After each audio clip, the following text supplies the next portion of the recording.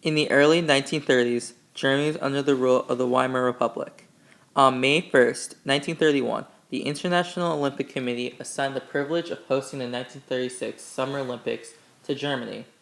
2 years later, Hitler seized power and became the Chancellor of Germany. He turned the government into a dictatorship under the rule of Nazis, and Hitler started putting his political enemies and Jews into concentration camps. This caused controversy regarding whether or not it was right to send Olympic teams to Berlin in 1936, or if they should boycott it. America had the most conflict with the decision to boycott. Reactions to the 1936 Berlin Olympics ranged from the threat for a boycott by the Americans, mixed feelings from the black community, and firm opposition from the Olympic committees. To prevent the boycott, Germany allowed Jewish athletes to participate and guaranteed equal access. Reports of discrimination against Jews in Germany caused American Jews to not want to send athletes to the Olympics in Berlin, and they began boycotting. The reasons that the American Jewish Committee had for wanting to boycott was not just based on how the Jewish athletes were being treated, but how Jews all around the country were not shown respect.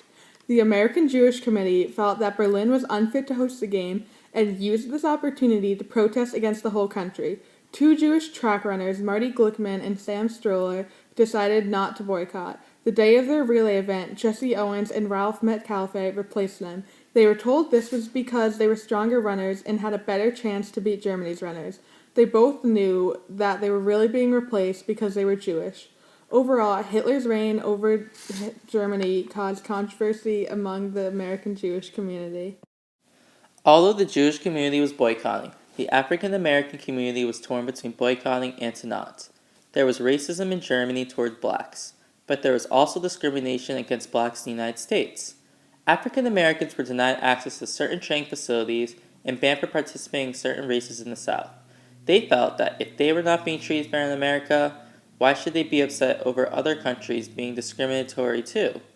Roy Wilkins, a journalist, wrote a letter to the American Olympic Committee that if they were not guaranteed equal treatment in Germany, then they feel America should not go at all. Many African Americans chose to participate to prove Hitler wrong in thinking that they were inferior by winning medals and beating Germany. The American Olympic Committee and International Olympic Committee were both for keeping the Games in Berlin. The two biggest influences in the decision of these organizations were Avery Brundage, president of the American Olympic Committee, and Henry Baylett Latour, president of the International Olympic Committee. Avery Brundage made a statement to the public that the Games will not be held in any country where there will be interference with the fundamental Olympic theory of equality of all races. The Olympic Protocol provides that there shall be no restriction of competition because of color, class, or creed.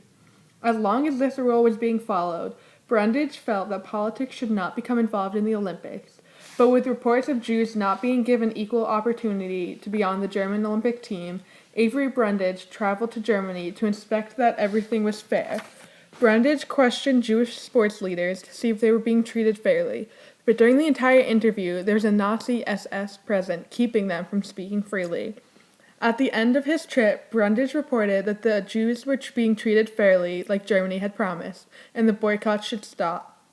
The Olympic committees believed the promises that Germany had made to treat their Jewish athletes fairly. The Amateur Athletic Union was not as easily convinced that everything had changed. Unlike the Olympic committees, the Amateur Athletic Union supported the boycott of the Olympics. At this time, the Amateur Athletic Union was under the presidency of Judge Jeremiah Mahoney. In order for an American athlete to be eligible to compete in the Olympics, they had to be certified by the Amateur Athletic Union.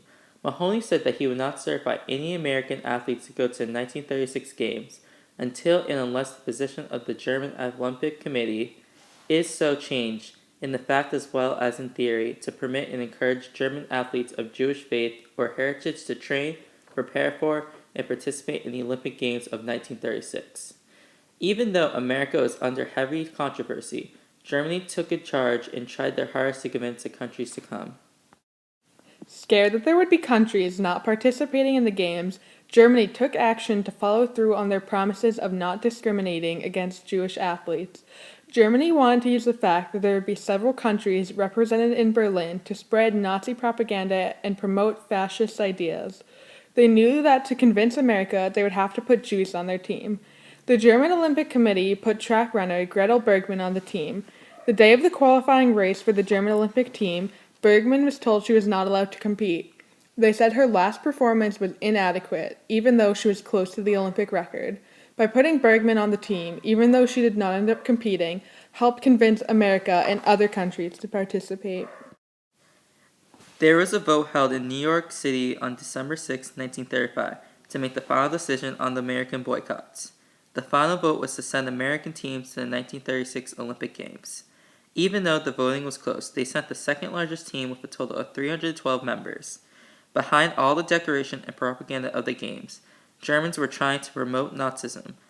Also, after the Olympics, they began their expansion in Europe to spread the German Aryans, or as they considered, the ideal race. After all this debate over whether it was right to go to the Olympics, America ended up sending teams to an Olympics that was not only showcased Nazism, but Hitler's reign over Germany.